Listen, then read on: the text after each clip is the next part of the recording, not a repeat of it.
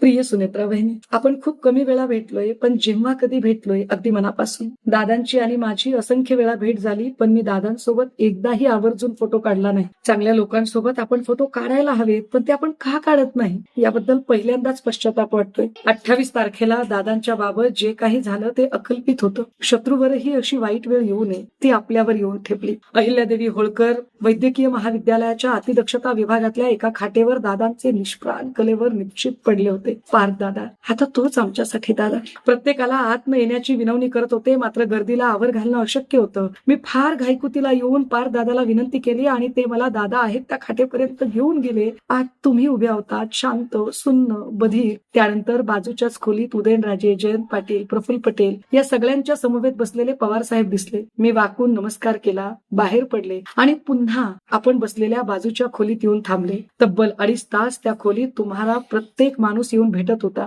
विठ्ठल मुनियार काका, उदयनराजे, असंख्य आमदार, दादांचे श्री साहेब डिकले, दादांचे अंगरक्षक, सगळ्यात शेवटी माजी पोलीस महासंचालक रश्मी शुक्ला आणि त्यानंतर राज्याचे मुख्यमंत्री, उपमुख्यमंत्री. कुणाशीच भेटताना तुमच्या चेहऱ्यावरचे भाव बदलले नाही. तुम्ही तितक्याच शांत, स्थितप्रज्ञ, सुन्न आणि बधीर. तुम्हाला निहाळताना नियती इतका मोठा अन्याय कसा करू शकते असं वारंवार वाटून हुंदके येत होते. मात्र तुमच्या समोर रडायचं नाही असं दटावल्यामुळे गप गुमान आवंडा गिळून होते. आणि मग तुम्ही आपुलकीच्या ओलाव्याने हाक मारली. मी जवळजवळ झेपावले, तुमच्या मांडीवर डोकं ठेवून हमसून हमसून रडले. या दुःखातून तुम्ही कशा सावराल असा विचार करत होते. पण 29ला दादांचा अंत्यविधी होता होता दादांच्या राजकीय वारसदाराची चर्चाही सुरू झाली. काय आश्चर्य आहे. दादासारख्या अत्यंत कर्तृत्ववान, निर्णय क्षमता असणाऱ्या आणि प्रचंड दूरदृष्टीच्या कामाचा आवाका असणाऱ्या माणसाची उणीव कुणीही भरून काढू शकणार नाही असं म्हणणारे भले भले मातब्बर नेते दादांची उणीव भरून काढण्यासाठी वायू वेगाने कामाला लागले.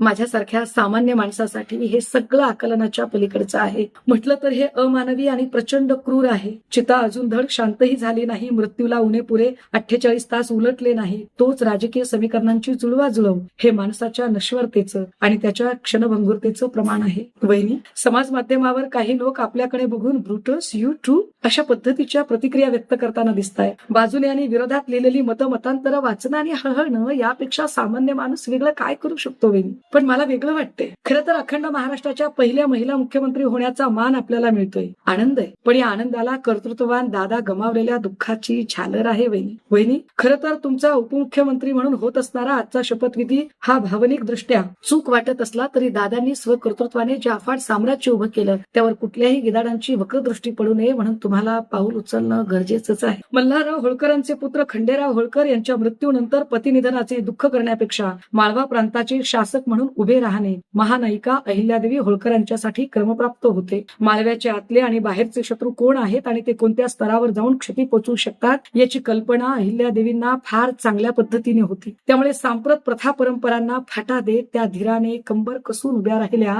आणि आपल्या सासऱ्याने आणि पतीने उभे केलेले साम्राज्य वाचवण्यासाठी प्राणपणाने लढल्या. वहिनी, तुम्हाला आज हा निर्णय घ्यावा लागतोय. वरवर तो क्रूर वाटतोय, मात्र त्याची कारणं लक्षात येत आहेत. 10 दिवस थांबलो असतो तर काय फरक पडला असता असं दादांवर प्रेम करणाऱ्या प्रत्येक कार्यकर्त्याला वाटणं फार स्वाभाविक आहे. कदाचित दादांचा राजकीय वारसदार कोण ही चर्चा सुरू झाली नसती तर अजूनही दादांचा अपघात की घातपात यावर लोक खल करत राहिले असते. दादांच्या बद्दलची जी सहानुभूतीची लाट आहे ती लाट ज्या पद्धतीने भाजपा संपवू पाहते ती कदाचित अजूनही राहिली असती का? कदाचित माध्यमांनी पुढचे 3-4 दिवस दादांच्या जुन्या मुलाखती, दादांनी कुणाला कशी कशी मदत केली याचे किस्से, दादांच्या सहवासातील काही महत्वाच्या लोकांच्या मुलाखती, दादांनी उभे केलेले उद्योग, MIDC, औद्योगिक क्षेत्रातील नवनवीन प्रयोग, बारामती नंतर पिंपरी चिंचवडमध्ये निर्माण केले रस्ते, वाहतूक व्यवस्था, त्यांनी मांडलेले अर्थसंकल्प यावर माध्यमांनी चर्चा केली असती. अशा चर्चेतनं कदाचित दादांचं कर्तृत्व अजून अधिक उफाळून उजळून वर आलं असतं. कदाचित त्याचा फायदा एका फार मोठ्या काळासाठी दादांच्या पुढच्या पिढीला झाला असता.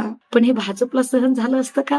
दादा म्हणजे कालातीत नेतृत्व, ते नेतृत्व आणि नेतृत्वाची अफाट दूरदृष्टी ही नुसती अधोरेखित झाली नसती तर असा अफाट दूरदृष्टीचा नेता अचानक कसा काय गेला की कुणी घालवला याबद्दल लोकांनी अधिक चौकसपणे प्रश्न विचारले असते. कदाचित नको होतं हे काही लोकांना. कदाचित यामुळे काही व्यक्ती, काही संस्था अडचणीत आल्या असत्या. कोणी सांगावं, अजून 4-8 दिवस थांबले असते तर कदाचित 2 राष्ट्रवादी एकत्रही आल्या असत्या. या सगळ्यांना जर फाटा द्यायचा असेल तर दादांचा राजकीय वारसदार कोण ही चर्चा तात्काळ घडवून आणणं गरजेचं होतं आणि त्यासाठी तितकी दबावाची परिस्थिती सुद्धा निर्माण करणं गरजेचं होतं. हे बहुधा भाजपच्या चाणक्यांच्या लक्षात आलं. अर्थात अशी परिस्थिती निर्माण करण्यासाठी प्रफुल्ल पटेल, सुनील तटकरे यांच्यासारखी माणसं तयारच होती म्हणा.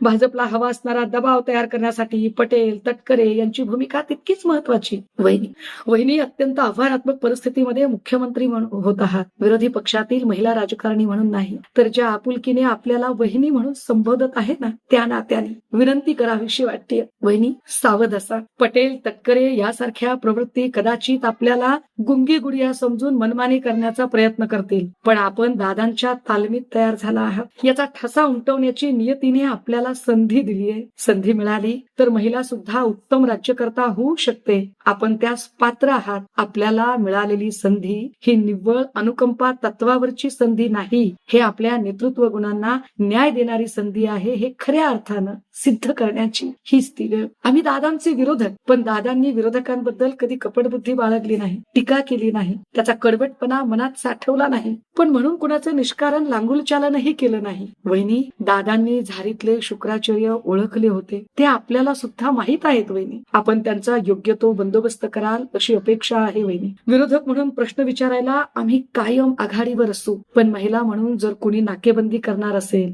तर मात्र भगिनी भाव जपत आपल्या सोबत असू. गेली 2 दिवस सुप्रियाताईंनी एक अत्यंत सुहृदयी नणंद म्हणून आपल्याला जी साथ दिली, तितक्या सुहृदयतेने त्या आपल्याला उपमुख्यमंत्री पदाची शपथ घेण्यासाठी आपल्या हाताला धरून पुढे नेतील अशी अपेक्षा आहे. आणि महिला महिलेची कधीही शत्रू नसते, तर ती तिला साथ देणारी खंबीर सखी असते, बहीण असते. हे त्याही त्यांच्या वागण्या बोलण्यातनं सिद्ध करतील याची खात्री आहे. राजकारणातल्या आपल्या या सेकंड इनिंगला खूप खूप शुभेच्छा वहिनी, खूप खूप शुभेच्छा.